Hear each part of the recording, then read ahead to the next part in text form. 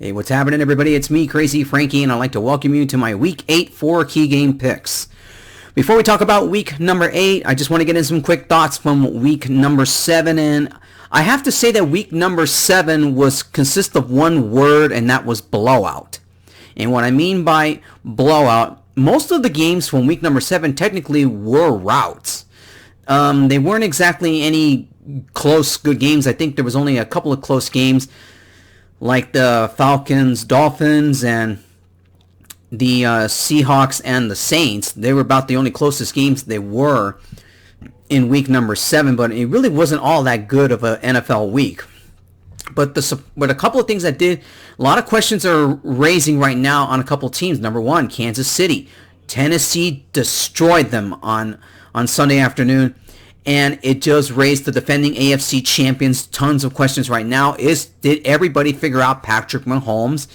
Does Andy Reid have a lot of work to do with that offense to try to get that fixed, or is the defense really the problem? It is really tough to say with the defending AFC champions, but I have to agree that, the Chiefs need to fix something right now. They are basically at the bottom of the cellar right now in the AFC West. And it's going to be tough. They're going to have a lot of work to do to climb out of that cellar. When I look at other NFL teams and all, how about the Cincinnati Bengals destroying the Baltimore Ravens? And I never thought I'd say this, but the Bengals may be for real here. I was really surprised because it looked like, the way the Ravens offense was playing and all, the way they dismantled the Chargers, I did not think for a single second that offense would basically fall apart against the Bengals defense, which really the Bengals defense is a little better than I expected.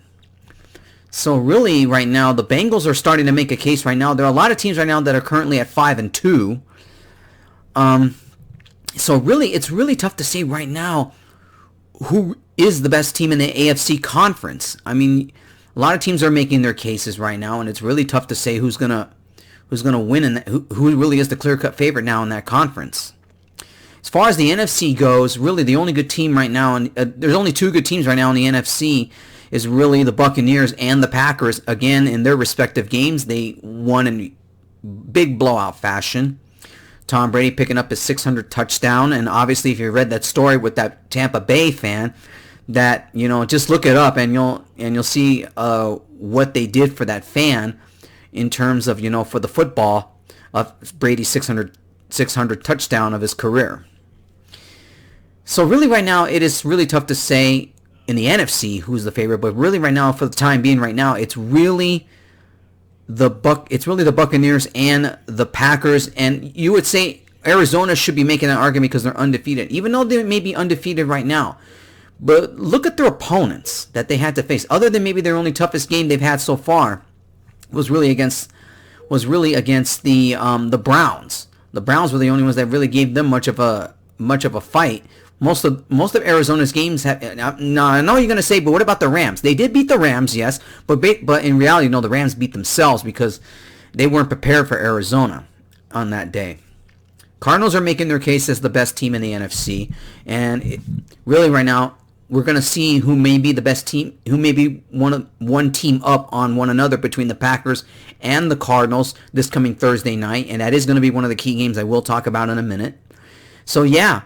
Really right now, it's really difficult to say right now who the clear-cut favorites are in both conferences right now because there is variety right now.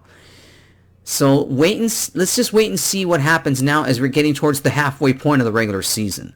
So it is really going to be interesting now as we head into the halfway point, which is Week 9. Week 9 is the halfway point of the season, and obviously the trade deadlines are going to the trade deadline is next week. Anyways, let's talk about Week number 8.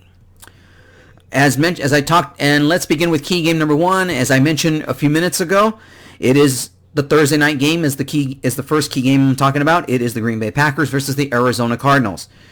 The Arizona Cardinals are actually a 6.5 point favorite in this one, and that number should be lower. Should be much lower than 6.5, because this is definitely going to be for now Arizona's toughest game. Now, Rodgers in a dismount of a total butt whooping against the Washington team, 27-35, 270 yards, 3 touchdowns, no interceptions. Now, Kyler Murray had a decent game, But his stats, 20 of 28, 261 yards, 3 touchdowns, and 1 interception. Turnovers against the Texans were really the key, and that defense really was the one that scored most of the points in that game. But this is definitely going to be the toughest test for the Arizona Cardinals right now. They're still undefeated right now. It's 7-0. And right now, this could be first place for the number 1 overall seed in the NFC Conference on the line right here. Definitely is.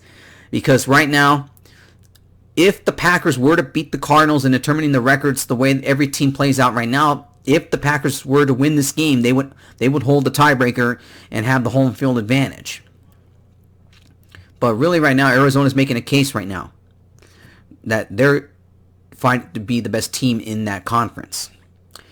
I look at it from a standpoint right now for Arizona. They got to find a way to get to Aaron Rodgers. They got to pressure him. They got to limit their possessions. That's a few ways that they're going to have to beat the Packers here. Because the way I see it right now, the Packers kind of have the upper hand. They do have the better offense in this than the Cardinals do in this game. I could see this game going back and forth here. I could see this being a very good football game. I think this will definitely go back and forth. I don't see a blowout in this game. This is definitely going to be a close game here. But when it comes to Aaron Rodgers and that offense that the Packers have right now, I'm going with the Green Bay Packers here. I'm going the other way on this one here. It's definitely going to be the Packers here in this game. I think to me Arizona is going to have trouble trying to stop Jones and they're going to have to really find a way to make sure that Rodgers doesn't run out of the pocket. I would say the same thing for Green Bay's defense. They have to worry about Murray getting out of the pocket. But remember, Murray was a little shaking up in that football game against the Texans last week. He did get hit. So they're saying he's fine, but it's really tough to say if he's really going to be much more focused in this game, because this is a short week for both these two teams. But I just think, you just can't count out Aaron Rodgers and the Packers in this one here. I'm definitely going with the Green Bay Packers in this game. Packers over the Cardinals. Key game number 2. The Pittsburgh Steelers versus the Cleveland Browns. Browns are a slight favorite in this one at 3.5. And it wouldn't surprise me if that number goes a little bit lower here.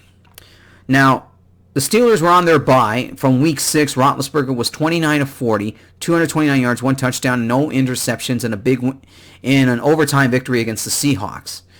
Now, for Cleveland right now, there is a couple of things a couple of question marks right now. As I was reading any status of Baker Mayfield, he's still questionable to play, but it wouldn't surprise me if Case Keenum plays in this one. So don't quote me on this right now. I don't know if Mayfield's going to play in this game, but I don't think he will. He's a game time decision for sure. If they stick with Keenum, here's his stats from last week. He was 21 of 33, 199 yards, 1 touchdown, no interceptions in basically a mediocre win against the Broncos. This plays definitely into the Pittsburgh Steelers right now. They're technically a little bit more healthier than the Browns are. Nick Chubb is another game time decision right now from what I was reading before I did this video. He obviously the calf's still bothering him right now, so I'm not sure if he's going to be good to go Sunday as well. So there's obviously going to be some game time decisions right now that could affect the odds in this game, or the lines. I should say the lines in this game. It's really tough to say in this one here, but I really think that if you don't have Chubb and Hunt in that backfield, you have to go with your second string running back here, and it's going to be really tough to say how this plays out for the Cleveland Browns. I just think the Steelers are more healthy in this one here. It will be I could see this being a close game because, Pittsburgh hasn't been all that great all season. They're barely trying to get back to form here, but I'm still going to go with the Pittsburgh Steelers here. I think the Steelers will beat the Browns here. It's going to be a close game. Pittsburgh's a little bit more healthier than the Browns are, but this game will I could see this game going back and forth here, but I just think the Steelers they're a little bit more healthier than the Browns are. I like the Steelers in this game here, and plus 3.5 on this one here. Definitely going with the Steelers here. Steelers over the Browns. Key game number 3, going to the NFC South. It is the Buccaneers versus the Saints. Now Tom Brady, 20 of 36, 211 yards, 4 touchdowns, no interceptions, and a big butt whooping on the Chicago Bears last week. Now, the Saints struggled against the Seahawks. Obviously, they didn't play their best game. Winston went 19 of 35, 222 yards, 1 touchdown, no interceptions here.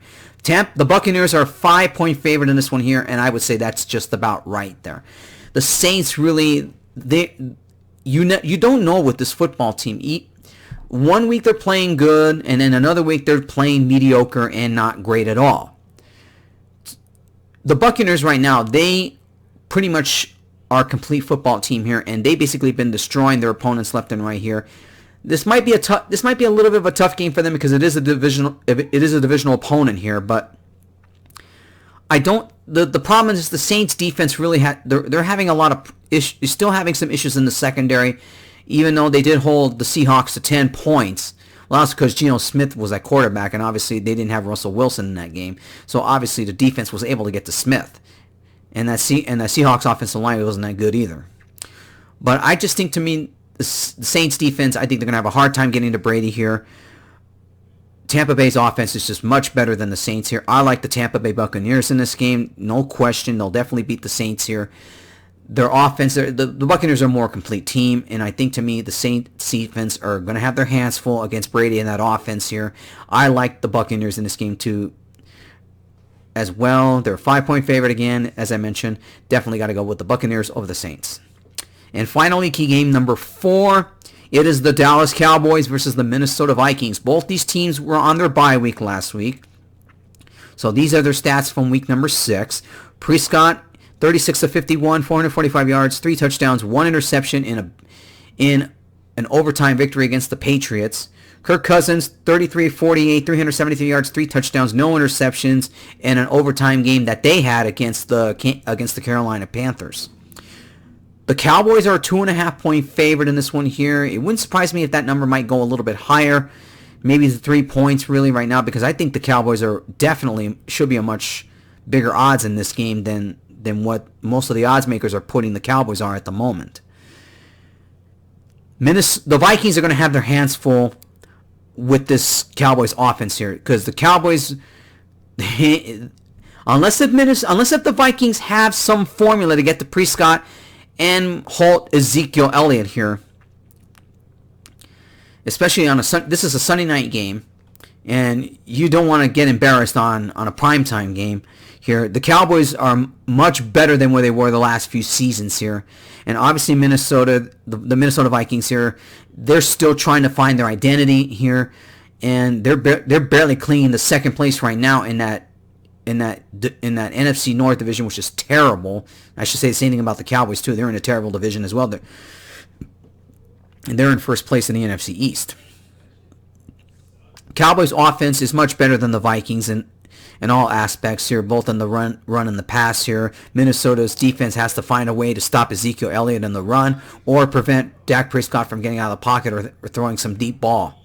Otherwise, there's no question I see the Cowboys winning this game here. Definitely got to go with the Dallas Cowboys in this one here. Dallas's offense is going to be too much for the Vikings to handle here. And, yep, I'm picking the Cowboys here. Cowboys over the Vikings. All right, everybody, that wraps up my 4 key game picks for week number 8. For all my week 8 picks, please check the description below, and I'll talk to you guys next week when I make my picks for week number 9. Take care and enjoy your football weekend.